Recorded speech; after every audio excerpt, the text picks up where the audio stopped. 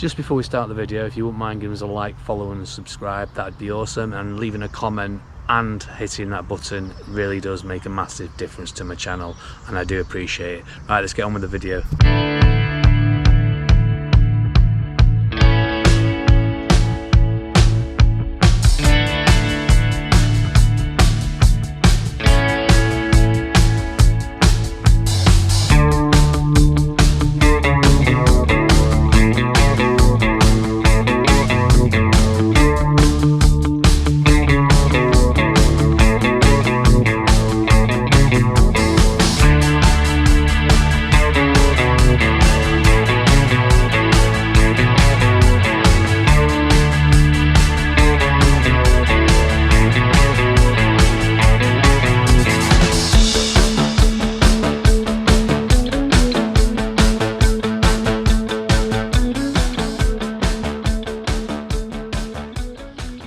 How are we getting on? We all good? So this morning I am at my club water. I thought I'd come and have one final fish before I go abroad, because I'm going away on a jet plane in a couple of days, so that should be quite nice.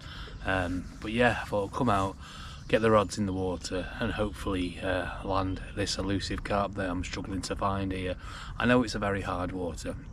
I've been told it's very hard water, so I'm committed. I'm going to get one at some point. I don't know when it'll be. So yeah, I've just got my rods out. I don't know if you can see, got 3 rods out. I've got one just to the right hand side of this willow tree here, one straight out, and one to the left hand side.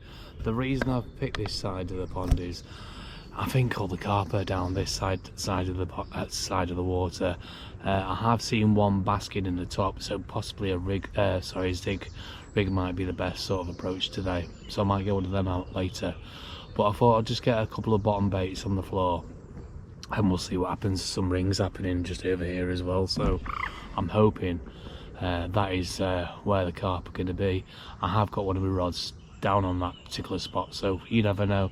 So we'll have a bit of a fish this morning. I'm going to probably fish all day here to give it a bit of a whirl, but the main thing is to come out and fish with cheaper baits. You don't have to be wasting your money on fishing. I've just been out and bought some Angling Direct cheap pellets for a couple of quid, so put them in some PVA bags, and I'm going to just got them out. So we're going to try and keep it as cost effective as it can be, like obviously sharpening your hooks after you've used them, and just keeping it as cheap as possible, guys, so you don't have to waste money. It's all about trying to keep costs down. So right then, let's get on it and we'll crack on then, eh? So hopefully we'll have a carp.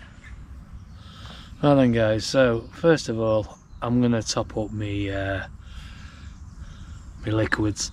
I normally get liquids like these flat spots by Parker Baits. I normally keep the containers. The reason I keep the containers is, sometimes you might have excess baits lying around or liquids, and what I tend to do is just top them up, reuse them.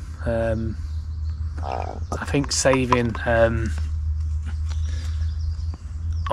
bottles is always a good way to go about keeping things all neat and tidy and not wasting stuff. So there you go. It's not Parker Baits flat spot anymore. It is some liquids that I've got saved, some sticky syrup. So sometimes these bottles can be a bit big and clunky, so I try and keep everything nice and neat in a container with excess liquids that I've acquired. I mean, there is other things that we could possibly use as well. Ouch. There's other liquids maybe you might want to introduce into little bottles, like household household bits and pieces. I mean, this is some molasses, so I might stick that in a bottle as well and use it so it's easier to inject into PVA bags. Just little things like that to save you messing about. I mean, you don't need to waste your money, let's be honest. I mean, fishing can be kind of expensive, but if you can keep it like cost effective, keep the cost down, it's an added bonus. The other thing I was gonna talk to you about is salts and stuff like that. I tend to get rock salts, put them in like a pepper shaker and grind them up to add to my PVA bags. That's another way of saving money. You might have these around your house, so why not introduce it into your baits? That I'll put in there. And then the other thing that, you know, I wanted to talk about as well is when you're going out spending money on pellets, things like that, why go and buy all the mainline ones, you know, the top brands? I mean, it's expensive, isn't it, you know? So get yourself down to like your local fishery. I'm sure they'll have some like 2mm coarse pellets, things like that you might want to use, and use them in your PVA bags. It's the same stuff, surely. Tell me if I'm wrong, but you know, things like that, you know, probably cost, well, it cost me probably about £3 or £4, and it'll last probably, I don't know, 6 or 7 venues, you know, different trips out. You know, why go spending money on money you don't need to spend?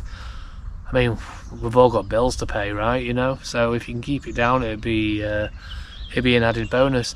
So yeah, I'm gonna make up some more PVA bags in a second. I've just recast out again. I felt the swim that I was in, I didn't kind of like it, so we're gonna see how this fares anyway. But so I'm gonna get some rock salts, Himalayan salts, just broken down so I can actually put it in my PVA bags. I like to put it into a container so it's easy to get into the bag. I'll break some down, I don't know if you can see that, so just crushing it down so I can add to my bags. Like I said, it's all about trying to utilise not spending money and keep the cost down. So my shoulder's knackered, so that'll be enough, I think, of that. Just gonna get another PVA bag wherever I put them. There's one.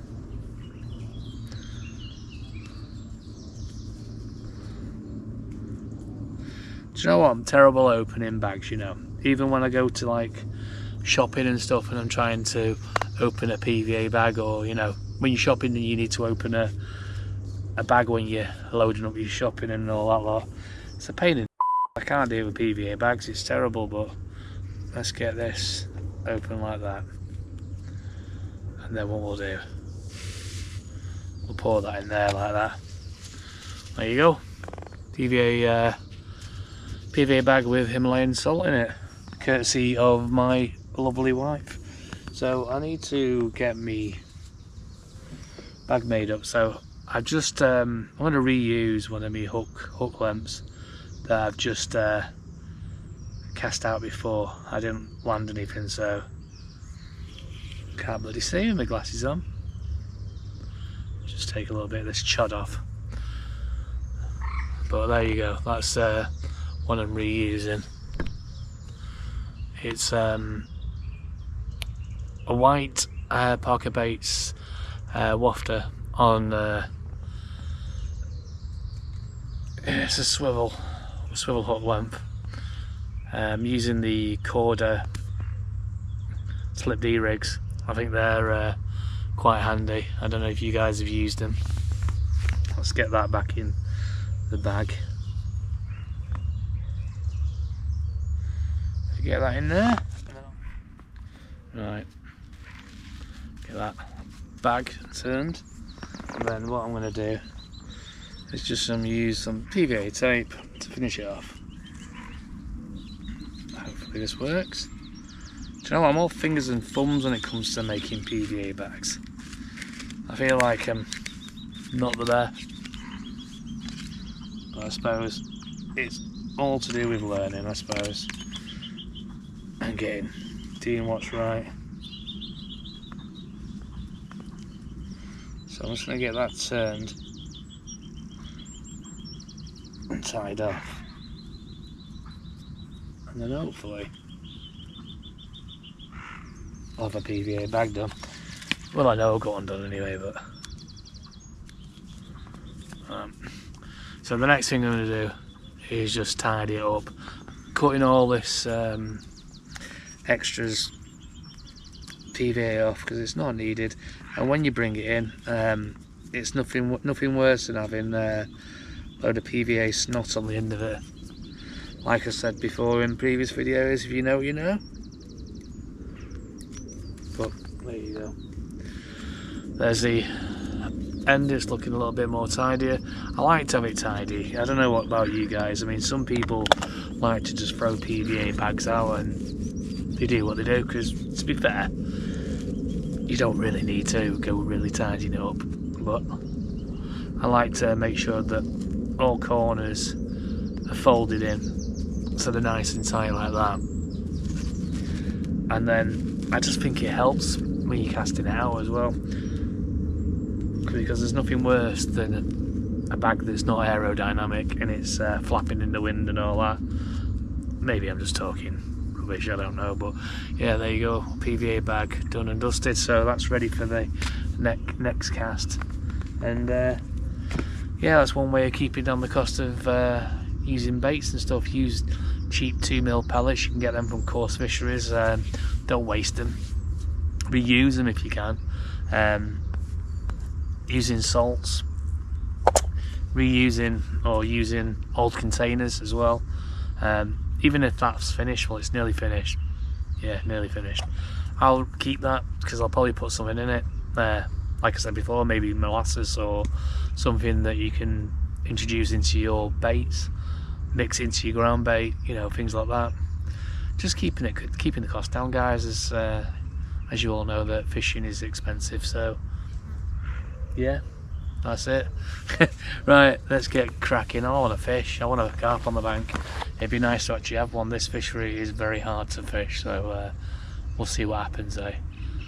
Anyway, let's crack 'em.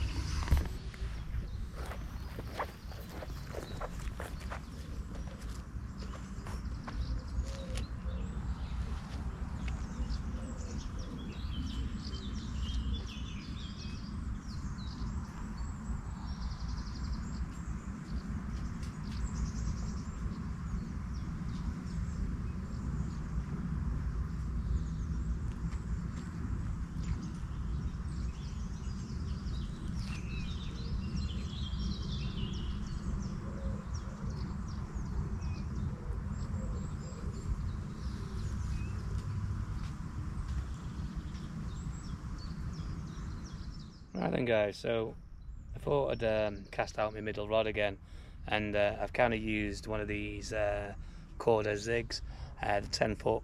The fish are, I've seen many carp that are cruising just on the top, and I'm feeling that maybe a zig might be a good approach, because I don't think they're going to be sitting on the bottom, unfortunately, with the weather being the way it is. So I know this water is probably about 15 to 20 foot, I'm thinking, deep. So if I put a 10-foot zig on there, yellow, it's going to be at least halfway up, so maybe the passing and might have a munch, you don't know, but thought I'd give it a try anyway and see how that fares. They are only size 10 barbless, but at this stage really it's just about trying to find them, so we'll see how that goes and we'll crack on. Don't know if you guys can see that, there's just a load of carp just cruising, probably about 5, maybe 2 to 5 foot under the water. So I'm hoping if they pass this bit over here, that's where my zig is, probably around about 5 to 10 foot off the water. But yeah, they're all in a little family there. I know there's carp in here now, I've seen them, so it's just a matter of catching them. Oh, keep persevering, eh?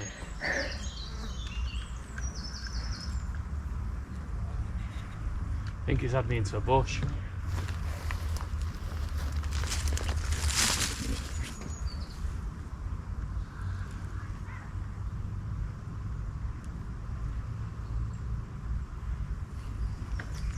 Yeah.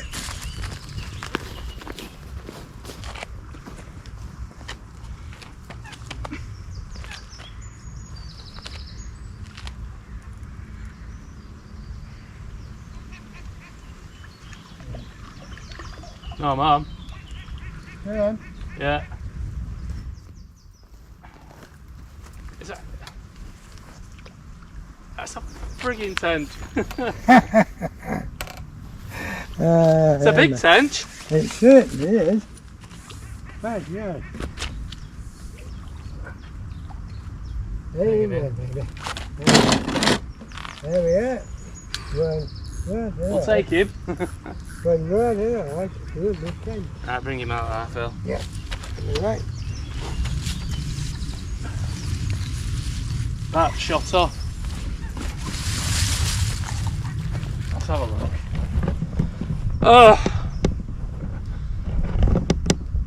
Right then, we have our first fish of the day, which I'm quite happy with. It's on, Phil, it's flashing. Oh, yeah. Yeah. I'm not seeing anything yet, sir. Just tap the screen. Yeah. Alright, yeah. Right.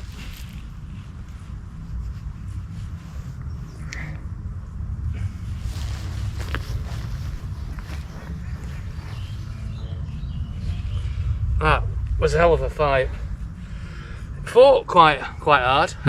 Was not expecting him, but whoa, he's certainly a lively one. I haven't got my scales with me, but I'd certainly think he's probably, I don't know. Do you want to bring the camera a little bit closer, Phil? Yeah, see what he looks like. What do you reckon? Probably 6, 7. 6. I'd probably say he might be £6, £7. But yeah, he's a lovely little, lovely cinch. We'll have him. Yep. We'll send you back in, mate, won't we? Yes, we will, man. Quite happy with that. Yes, he's growling. Oh.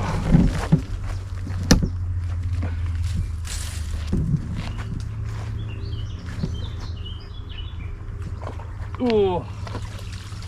I'll take that. Happy days. All good. Thanks very much. Alright then guys, I'm going to recast out again.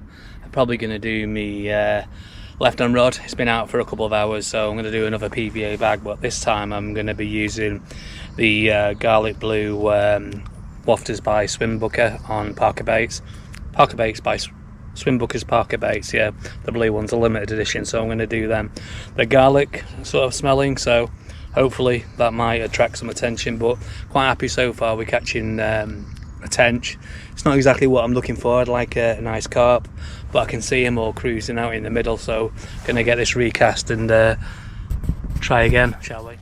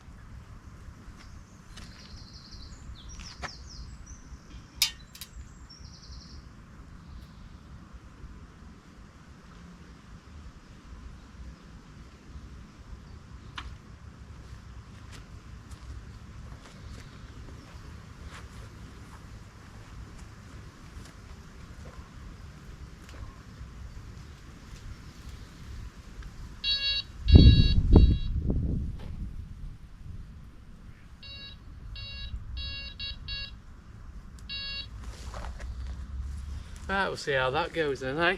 Yeah. Hi guys, it is time to go home. Bit warm in this car, to be honest. I need to get moving so I can get some air in here. Was nice actually getting on the bank at me club water and fishing with my mate Phil. If you haven't before guys, if you won't give us a like, follow and subscribe, that'd be awesome. And leave a comment, it really helps my videos as well. So if I don't see you, I'll see you on the next one. Take it easy guys.